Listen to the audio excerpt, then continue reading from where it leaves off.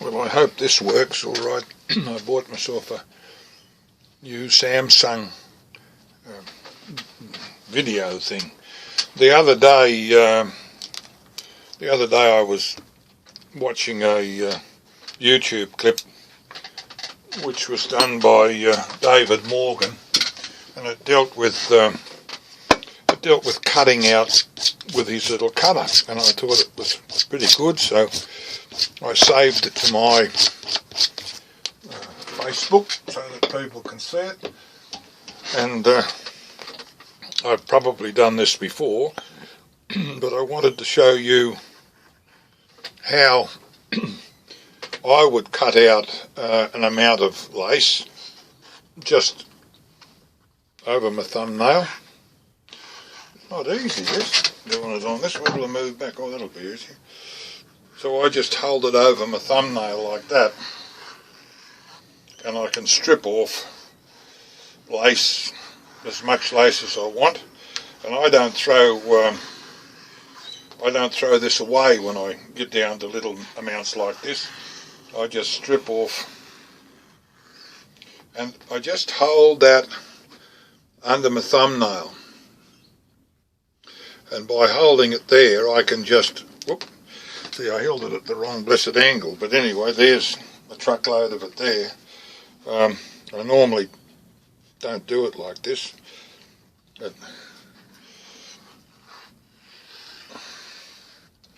and it's very simple. I mean, all this kangaroo here you can use for little fine Turk's heads if you put them through your splitter.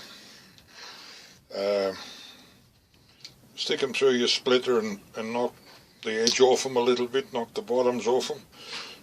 It becomes an easy thing for those little Turk's heads that you can put on the top of little roo whips, these little fellas up here.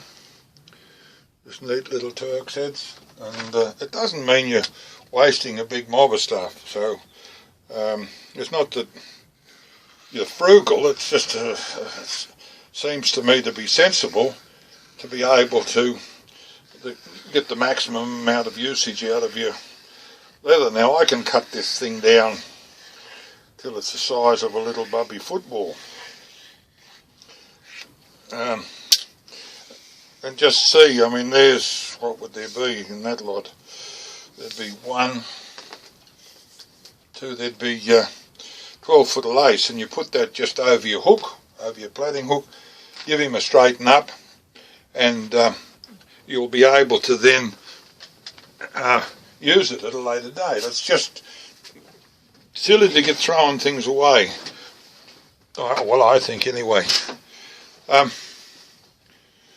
One of the things that I wanted to show you, and people don't do this anymore, I guess because they don't know.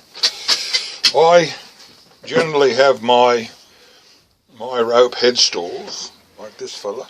I have them made especially, and normally in these little knots at the side of the nose here, one there and one there, I get a stainless steel ring put in it.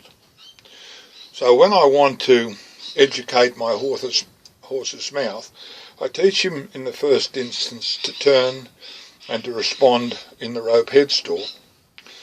And then with the little rings attached here, I can gently drive him and learn him to back on those, and then by putting a bridle on underneath this or over the top of it, I can connect my driving rein to the bit and also to this little ring.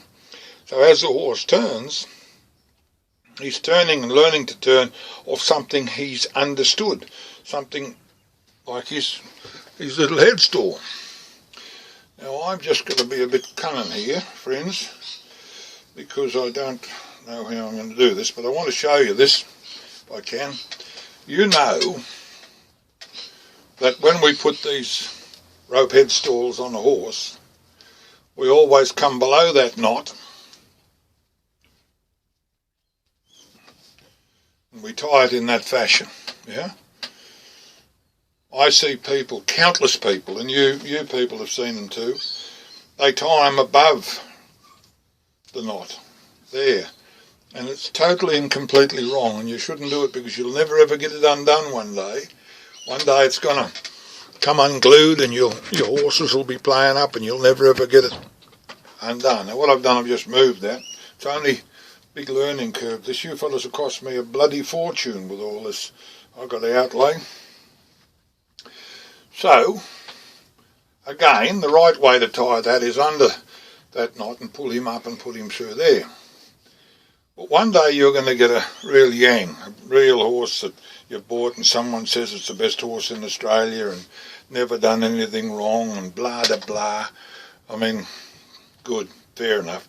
Pay attention to what I'm doing here. I put the head part of the rope headstall through the eye. I'll work out how I'm going to do this. Then take the other end and put it between those two pieces there, like that. Do it quicker if it was on a horse. And then tie that knot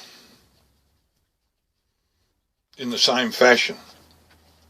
Now what happens with this, where the horse will pull back, he's pulling back on the top of that, do you follow? He's pulling back on the top of that, look. See how that is? Look how loose this fella is. He's pulling straight back on that loop, look. Now if he pulled it back and got it tight, it's a simple matter to undo it. It doesn't matter which way the little knot goes, but just to sort of, and you fellas, I mean, I'm going to die one day. I nearly died with this bloody tumour, so I like a possessed man trying to leave all this knowledge. I'm running out of rope. Not this rope, but life's rope. So there's the end. There's those two splits there, look. Put it through there. Tie them up neatly. Go round. And put him up neatly there. So that when the horse pulls back, all that pressure's on there. And see, this is all loose, look. And you won't ever tighten it. It'll stay like that. If you get some yang that pulls back. And don't forget, when you put these rope headstalls on, you must have the bloody things that's all over the place, like a mad duck's poo-poo. You must have these throat sections right up underneath his throat here, and have this little part of his nose bound two finger spaces below his cheek. I only use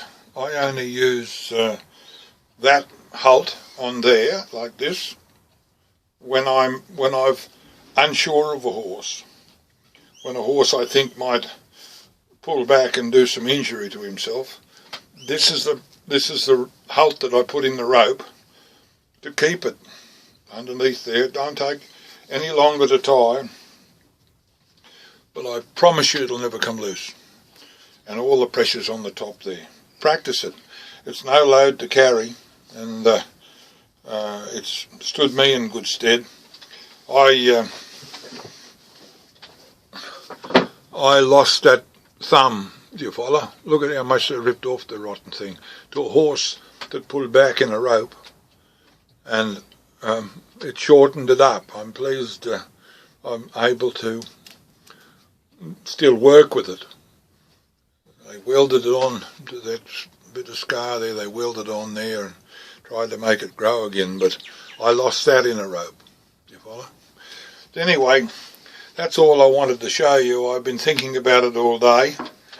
I'm 8 weeks after having that tumour removed.